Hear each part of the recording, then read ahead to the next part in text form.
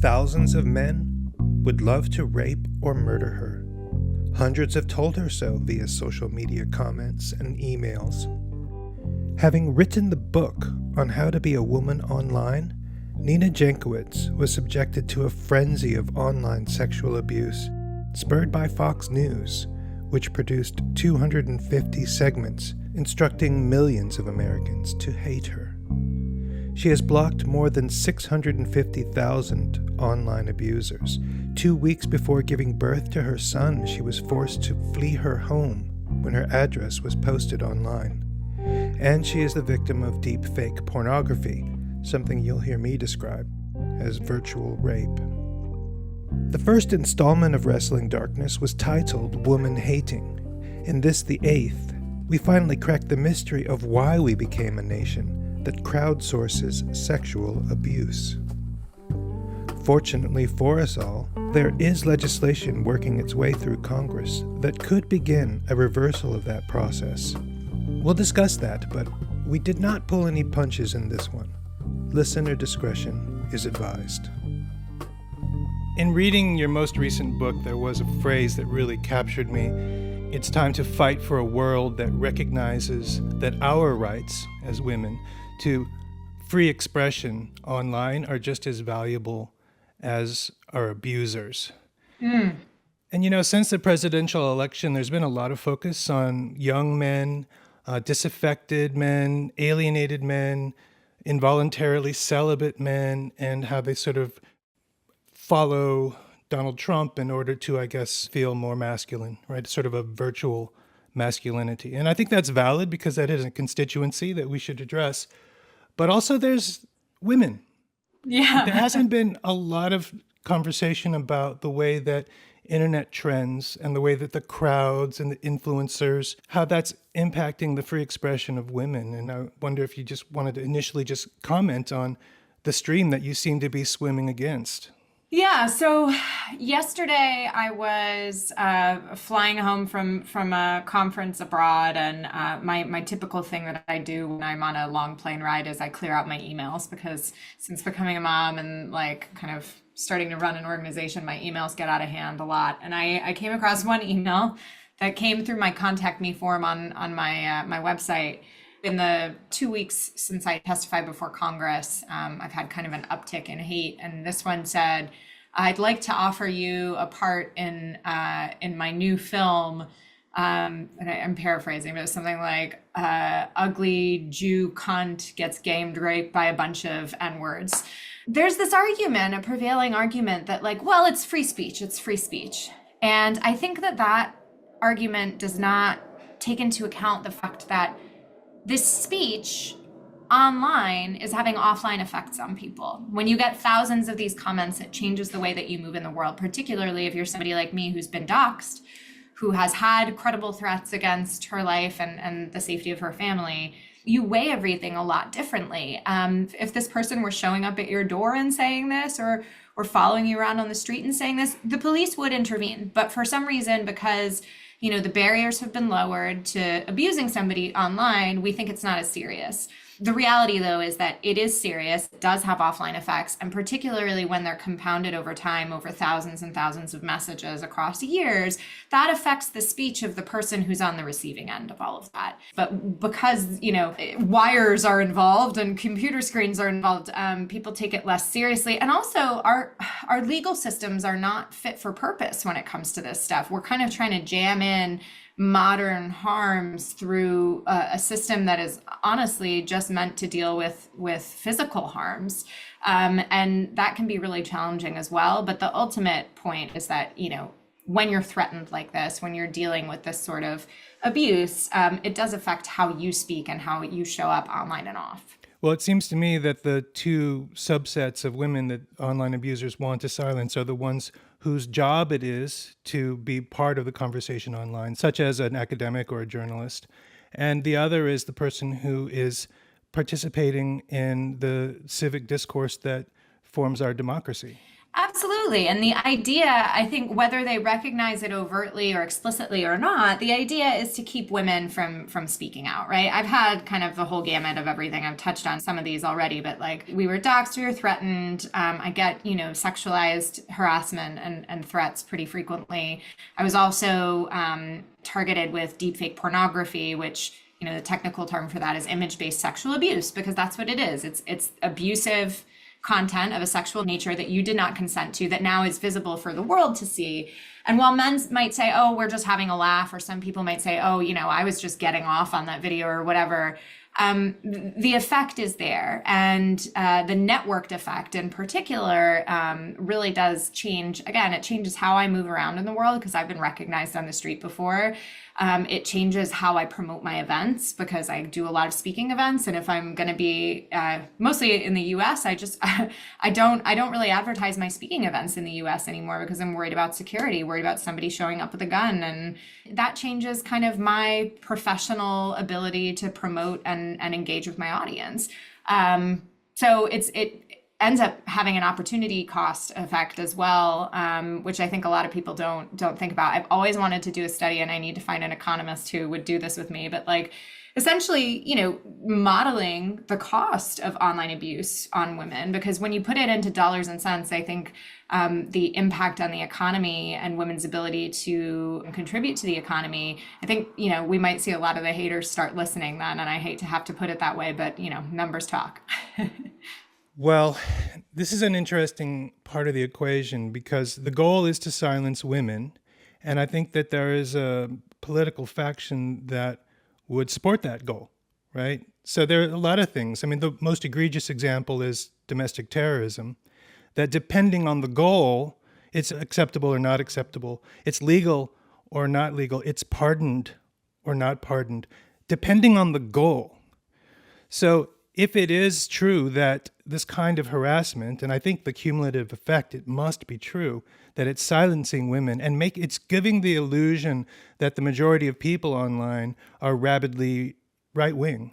Yeah. That's an intimidation on all the women who might participate, but they self-censor, as you point out in your book, because they don't want to take that abuse. I think that there might be a chance with the porn to get some support from the right wing because they like to ban porn when it's consensual. This is true. Okay, a lot of them do. I'm going to use this term virtual rape. Yeah. There's a reason why the mob has always been scary to us in American history, right? The lynch mob, for instance. But anytime it's a large group of people, it's even more terrifying. You feel powerless. You feel targeted by a large group of people who hate you. Mm-hmm. Okay? And when you're a woman, I think that's even more threatening. And of course, these guys, they are deriving this sort of sadistic pleasure out of using sex and basically forcing sex into the conversation when that's not something you would have. It's the definition of harassment. Yeah. Right? Yeah. And by the way, the first time I ever saw anything like this was targeting Sarah Palin. Yeah. Someone in line at early voting showed me a picture of Sarah Palin that was doctored to make her look like, she was doing something pornographic. And so after I read your book, I Googled that to see, was that just a weird thing that I happened to see? No, there's an industry of Sarah Palin porn. Yeah. So there's legislation now before Congress.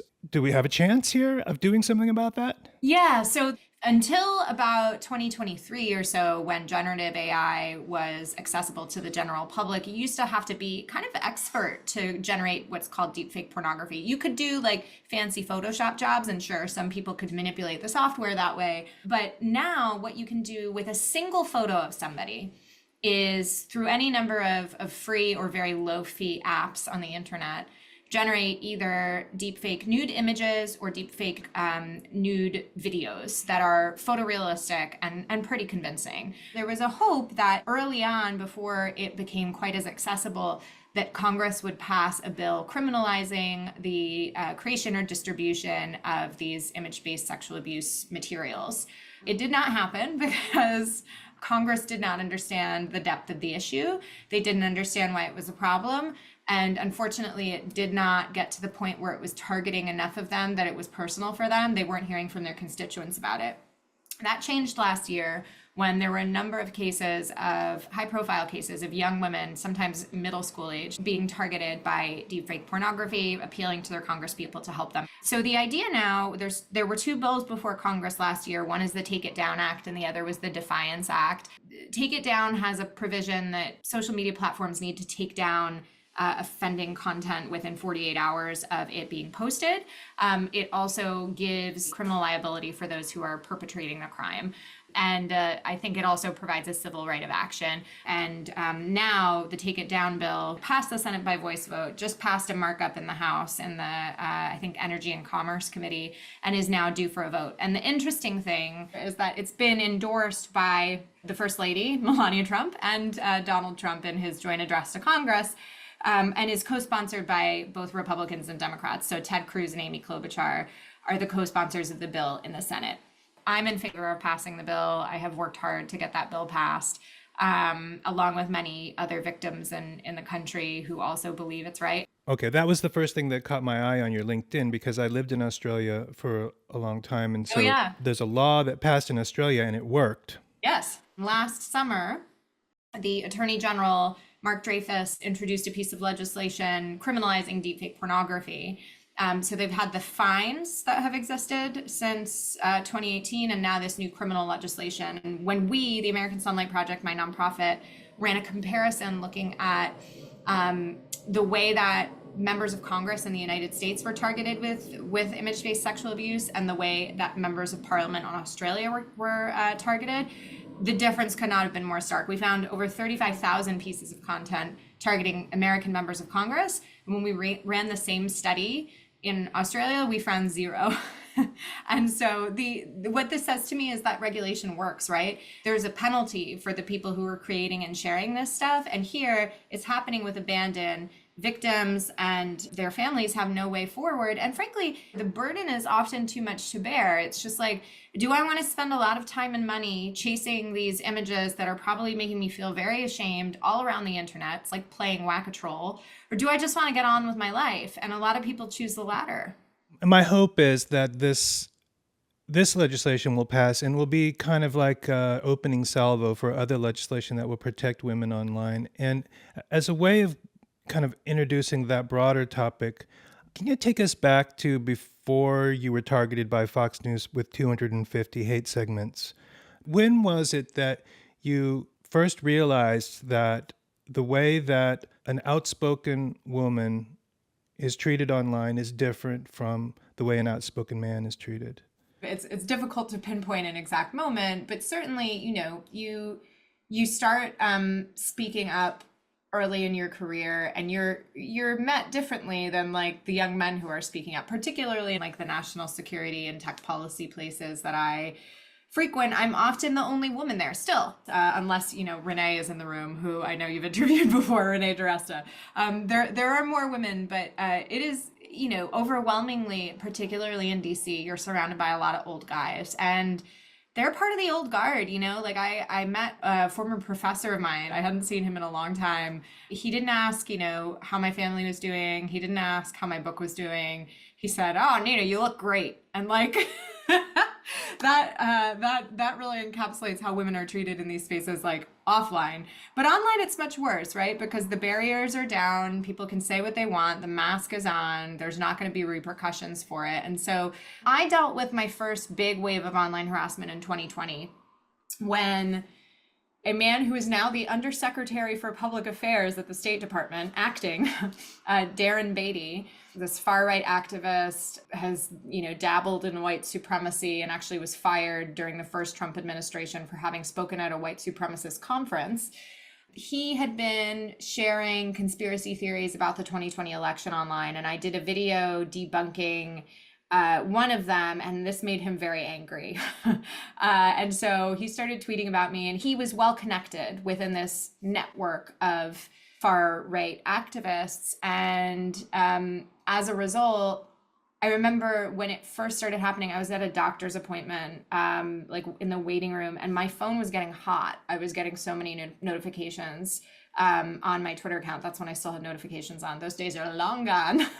But I was getting so many notifications that it was literally burning up in my hand. And they were doing things like dissecting my appearance and saying that I looked like a trans person, or talking about my bra size, all these things, plus, undermining my intellect as well.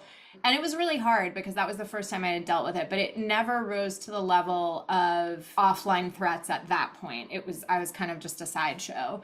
Then, of course, when I became the main character on Fox News in 2022, when I was appointed to lead the Disinformation Governance Board at Department of Homeland Security within the Biden administration, that's when things got much worse. It was about a 48 to 72-hour difference between like the announcement happening and us getting doxxed, and a private security consultant telling me to leave my home when I was just a couple weeks away from giving birth to my son. So it was pretty rough. Ironically, though, in both scenarios, both in 2020 and again in 2022, the focus of my work at that time was very much on gendered online harms and disinformation. And so I was in the midst of all of this research on how this stuff manifested against women in public life, and I was experiencing it myself. And I really do think it made the research much, much better. It made me more determined to push back on it, and also like having gone through that kind of early blip in 2020 and then written How to Be a Woman Online, I was so prepared for attacks on me that my private security consultant, who used to be in the intelligence community, told me like, it's really good that you are who you are, because if this happened to anybody else, it would almost certainly be worse. So I thank my lucky stars, despite the irony of the disinformation and online harms expert being attacked by both of the things that she studies. And now, like, I do spend a lot of my time really donating my time. Certainly don't make money off of this stuff. Making sure that other people are prepared for these same scenarios, so they don't have to go through what I went through. And the truth is, and you said this before as well, Eric, is like, this is not a partisan issue. This is something that affects Sarah Palin. It affects Ivanka Trump. It affects Marjorie Taylor Greene and Lauren Boebert. And though I may not agree with a single one of them, I don't believe it has a place in our politics or public life. And until women can participate in public life without the fear of their privacy and personhood being undermined, then I don't think we're truly in a democratic society. I just did an interview with the historian and author Tim Tyson, who writes about the civil rights movement. There were the freedom riders, right? There were the people who sat down at lunch counters, risked their lives so that others could have basic freedoms. Yeah. And in terms of women who dared to be online, there are people like you you're sitting down at that, you're riding that freedom bus, right? You're putting yourself on the line so that the every woman can have freedom of expression, the right to free speech without being harassed and mobbed into fear and silence. And I just want to put a really fine point on why they attacked you. And then I want to talk about the every woman, okay, that might be listening to this and saying, holy shit, I'm not getting on that bus. Right? They target you because really you were involved in stopping disinformation coming from Russia. And then there's a lot of people who say, hold on, don't attack that. That helps me win elections. Yeah. Right? So then you're very critical about hate speech. And they're like, hold on, you can't attack hate speech. We need hate speech because that's how we organize politically before the election. And then you also criticized the big lie, right? The lies about elections. And they said, hold on, we need those lies in case we ever lose an election. So it's always related to their political expression. And then they actually hide behind this free speech banner to say, it's suppression, it's oppression, it's taking away their right to use the tactics they want to use. But they use basically mob violence, crowdsourced sexual violence to silence women. Yeah, I love the way you've described it, and thank you. I mean, it's a kind comparison you've made to the freedom fighters from the 60s. I don't personally ever feel like I'm putting enough on the line, but I do really want to embolden people to hold their digital ground. I think that's really important. in today's environment. And I kind of stuck it out on Twitter for way longer than I should have because I didn't want the bad guys to win, but now it's just become the dark, the upside down. So I've Yeah. left. But I mean, for my experience with the Disinformation Governance Board, I think they certainly were scared of everything that you've just laid out, that somebody might come in government and do all of those things. But ironically, like I didn't have the power to do any of that. The board was actually just about creating policies and best practices within the Department of Homeland Security. I was one person. I had no budget. I had no staff. I wasn't a political appointee, so my own power within the department was fairly limited. And honestly, if I was as all powerful as they said I was, the rollout of the board wouldn't have gone as badly as it did, right? We would have been able to respond more quickly and nip the lies in the bud. But the other thing that I think was important wasn't just about what my remit was at DHS, it was also who I was. The idea that this woman, I was at the time 33 years old, pregnant woman, young lady who had, expressed herself authentically online, who had embraced these, radical concepts of equality for women and, making sure everybody had access to accurate information ahead of elections, God forbid, right?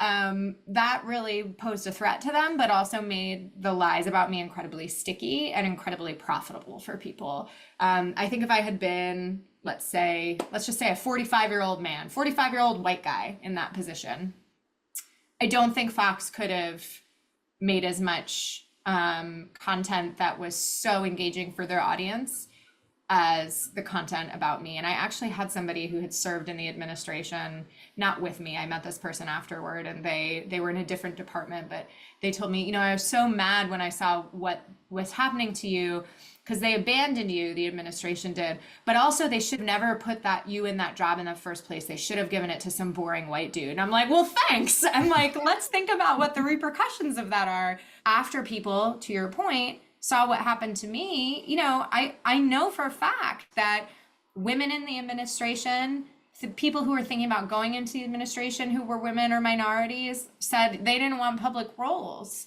And that doesn't even save you from the harassment that you face sometimes for being a public servant. So I really think, it's a huge, huge problem for the way our government functions and the way our democracy is meant to function. If some people are going to be subject to far and away more threats than the others. The other thing, final thought I'll say about, the ways that women get attacked and why it's so different, our families are brought into it most of the time in ways that men's families are not brought into it.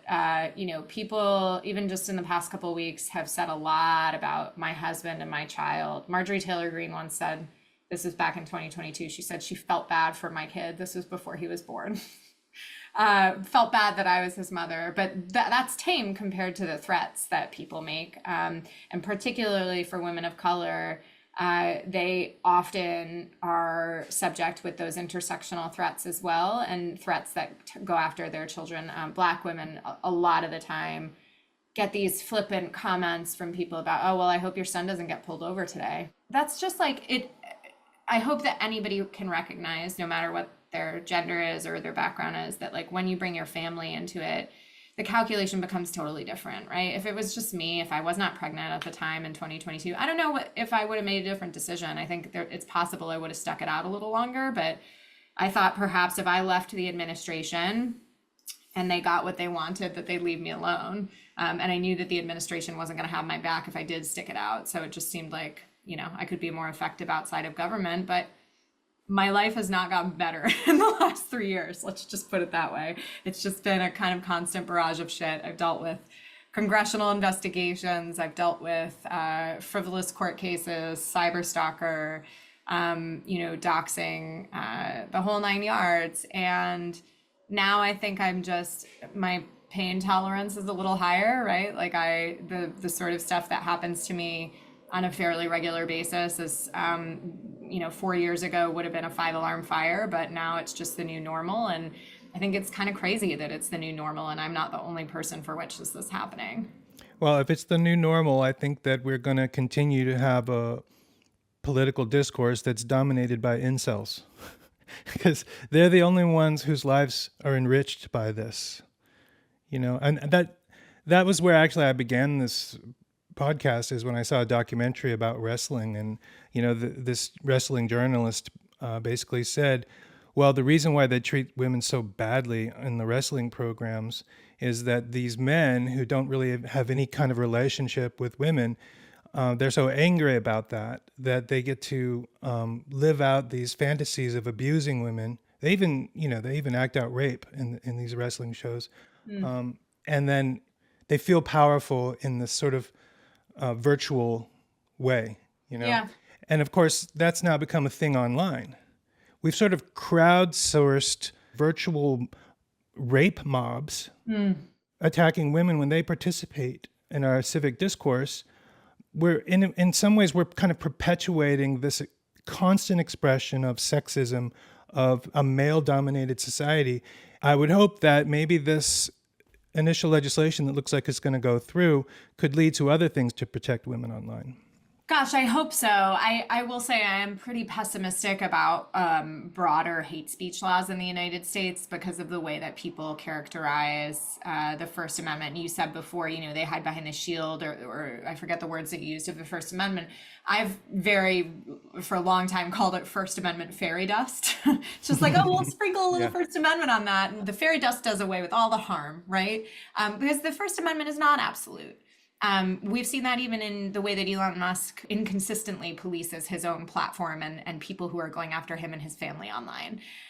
When safety comes into the equation, like the First Amendment does not provide for you to threaten someone with your speech. Unfortunately, now the rhetoric surrounding content moderation online is that content moderation is equal to censorship. And we've seen Mark Zuckerberg endorse this. Certainly Elon Musk is super gung-ho about this. And now we have JD Vance going around the international community saying basically the same thing. He went, his first big speech to the Munich Security Conference in February, did not focus on security, did not focus on defense. It focused on the ways he thought that Europe was no longer, could be considered a group of democracies because of their hate speech laws, basically. And he singled out Germany for having conducted raids on men who sent rape threats and death threats to women online. I mean, I can't believe it. I'm sure if those threats were being sent to Usha or his daughter, he would be pretty upset about them. But JD Vance seems to think that our allies enforcing laws that their duly elected representatives had passed and implemented, that's somehow, antithetical to democracy right now. And that's why I don't think we're going to see anything further here in the United States, at least while we have this current configuration of power. But I also have to say there's room for Democrats to do better here, too. I think we see a lot of gendered rhetoric being deployed against younger members of Congress, like AOC, from our own party.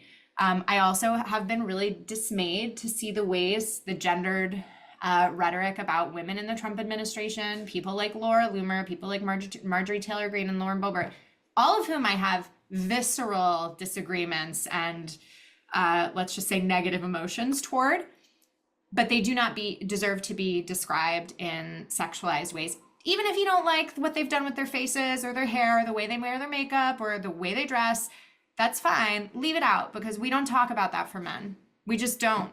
We don't need to stoop as low as they do. And I don't think that that's getting us anywhere. And it's also not helping the women in our own party, because every time somebody sends something like that to a Republican woman, they use it to justify what they're doing to women on the left as well. So I'm an absolutist about that stuff. I've stood up for Laura Loomer publicly, which is a shocking thing for me to say, but when I think it was Bill Maher went after Laura Loomer when the rumors about her were circulating over the summer that she was sleeping with President Trump. He said something absolutely disgusting about Loomer. And I just drew a line and I said, I hate everything she stands for, but I do not believe this rhetoric belongs in our political discourse. Well, as I was reading Tim Tyson's history books about a time when we just don't convict a white man for killing a black man no matter what. Yeah. And when they would just assassinate people who were trying to register people to vote, within Tim's lifetime, within a lot of people who are living today, within their lifetime, right? One of the things that I realized as I was reading these books is that I missed it when I wasn't reading it. Like I wanted to go back to Jim Crow, Mississippi, and part of the reason is all the people with the courage to keep fighting for justice anyway. People left Emmett Till's funeral and did voter registration drives.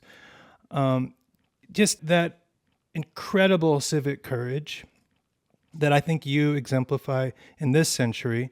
Thank you. And this is where I want you to address women who probably never will go as far in putting their life and their families' lives in jeopardy to advocate for equality and freedom of speech. But that tactic of trying to silence you all is going to impact their lives in some way.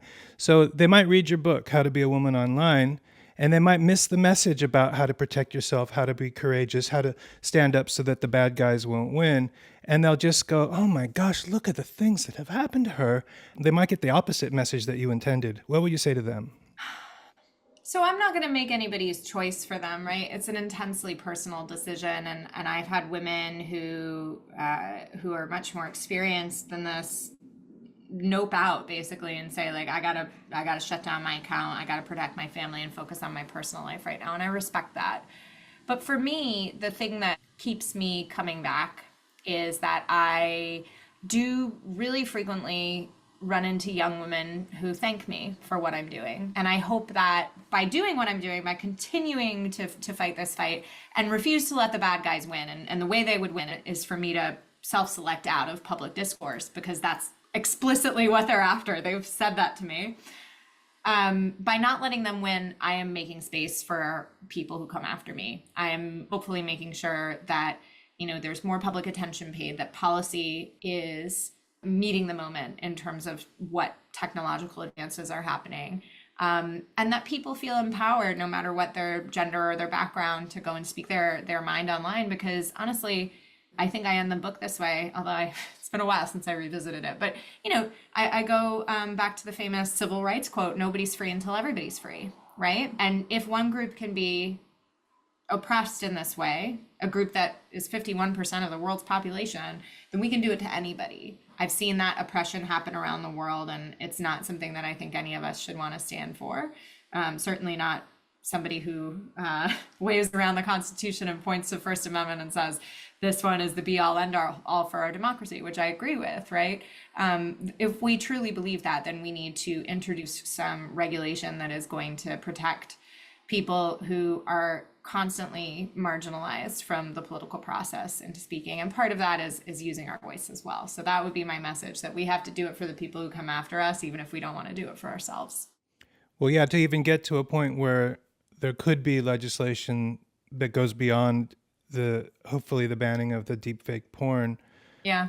I think more women are going to have to participate. We tried many times, there was never an anti-lynching law. It was never a law. It was just that it ended up backfiring. And I think that's what we're going to have to navigate, because I don't see, just let's talk about that hearing that you were just in. The whole purpose of the hearing is to get people all exercised about even the possibility that they won't have their Russian misinformation and they won't have their election misinformation to help them either win an election or complain if they lose one. Yeah. They've spun up an entire industry of outrage about that. It's basically political theater. It's professional wrestling. Yeah, absolutely. And they were not prepared for somebody to actually come who had trained to spar with them. Because the premise of this hearing, the so-called censorship industrial complex, is a fiction that has not only had profound impacts on my life and safety, but on our national security. More alarmingly, this fiction is itself suppressing speech and stymieing critical research that protects our country. I want to acknowledge the irony we're having this discussion as we witness an assault on the First Amendment we have not seen in decades. The Trump administration has directed far more egregious violations of our Constitution than the imagined actions of the Biden administration on which this hearing is premised. Each one is chilling, but as a Fulbright alumna, the recent arrest of Rumesia Öztürk, a Fulbright PhD student at Tufts University, especially disturbed me. The Secretary of State seemingly revoked Ms. Öztürk's visa for publishing an op-ed in Tufts campus newspaper. For using her constitutionally protected right to free speech, she was spirited away by plainclothes ICE officers in broad daylight. This is what I'm used to observing in authoritarian countries that I study. And if this had happened in a country in this subcommittee's portfolio, I think you'd issue a statement of concern. But it happened here. So yes, we do need some First Amendment protections at the State Department, but not for imagined transgressions of previous administrations. We need those protections from this administration today. There was a part of your book that kind of concerned me. It was about women choosing not to report online harassment because they didn't think it was important enough. They didn't think law enforcement would think it was important enough, even if they do. Or they didn't think that other people would respond in a way that made it worth Worth the embarrassment? What is it? Or the time, worth the embarrassment, worth the time, worth the output of energy that it takes. I mean, even the first time we were supposed to do this interview, I had to reschedule because I had gotten a death threat via phone to the university that I teach at. I teach at the Syracuse Maxwell School in DC. And the dean was like, we'd really like you to file a police report. And I was like, are you kidding? I really have to do this? Like, this is old hat for me. Nothing's going to come of it. Like, they're just going to have it as a stat that there's this bias crime that occurred. Like, there's not much they can do. The guy lives in Texas, and so it's a burden, right? And it takes you away from your work, and it takes you away from your family, and it weighs on you when you're going to sleep at night. But the reason that I keep doing it, and I have, my protective order for my cyber stalker that's coming up for renewal soon, and I'm going to renew it. And I, every time I get abuse like this, I usually take a screenshot and share it online because I want to remind people that this is the cost of doing business when you're a woman in public life, but also give them the knowledge, the power, the indignity to push back on it, because I think I don't want to let the bad guys win. And so I don't regret even the things that have been widely ridiculed that I've said online. I don't regret a single part of it because that's my right. That's my right to make silly content on TikTok that is self-effacing and fire off a tweet that is perhaps not, fully thought out. That's our political engagement, and we need political engagement that looks like us and sounds like us, and that means that women need to be far more involved. And when we have women involved, we see peace processes that last longer.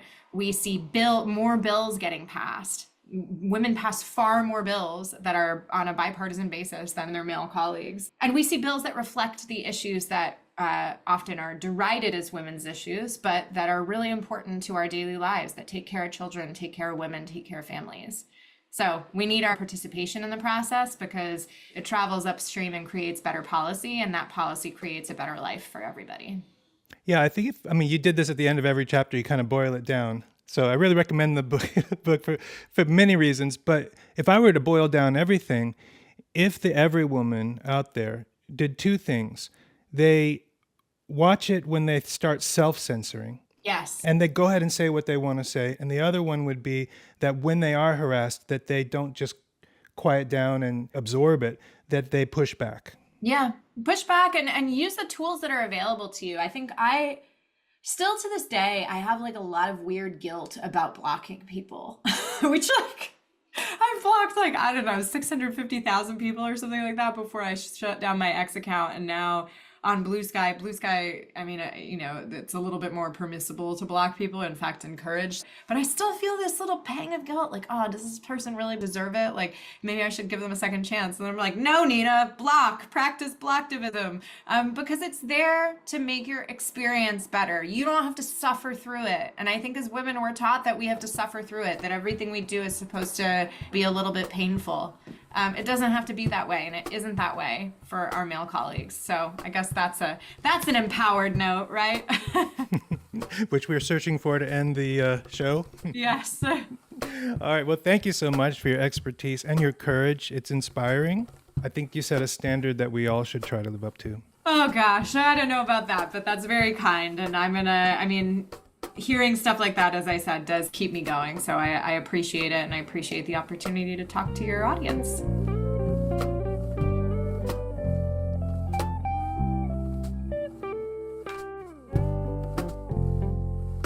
Wrestling Darkness is written, recorded, and edited by yours truly, Eric Byler. The music is composed by Michael Brook, while this jazzy improv rendition you are hearing now was performed by David Benene and Stephen Munoz. Wrestling Darkness and other content you will find on the Eric Byler Substack feed are supported by a 501c3 nonprofit called ID Alliance. You can support us by subscribing or by making a tax-deductible donation. Thanks for listening.